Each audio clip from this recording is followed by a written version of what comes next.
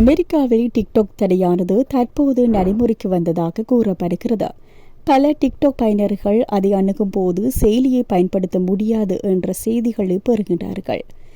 சனிக்கிழமை நள்ளிரவு முதல் அமெரிக்காவில் டிக்டாக் சேவையை தானாக முன்வந்து நிறுத்த டிக்டாக் நிறுவனம் முடிவு செய்துள்ளது.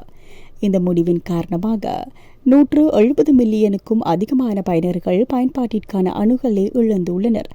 டிக்டாக்கின் சேவையை அணுகுவதற்கான சான்றிதழை தங்கள் நிறுவனத்திற்கு வழங்க வெள்ளை மாளிகை மற்றும் நீதித்துறை தவறவிட்டதாக அவர்கள் குறிப்பிடுகின்றனர்.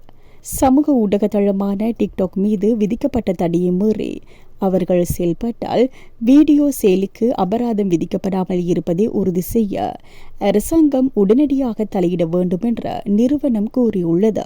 இந்த தடையானது ஏற்கனவே தங்கள் தொலைபேசிகளில் செயலியை பதிவிறக்கம் செய்த டிக்டாக் பயனர்களை பாதிக்காது என முதலில் நம்பப்பட்டது.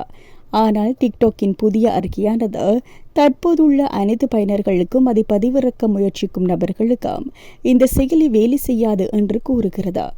இதற்கிடையில் அமெரிக்க டிக்டாக் படைப்பாளிகள் தங்களை பின்தொடர்பவர்களிடம் விடைபெறும் வகையில் அப்ளிகேஷனின் வீடியோக்களை வெளியிட்டு வருவதாக வெளிநாட்டு செய்திகள் தெரிவிக்கின்றன.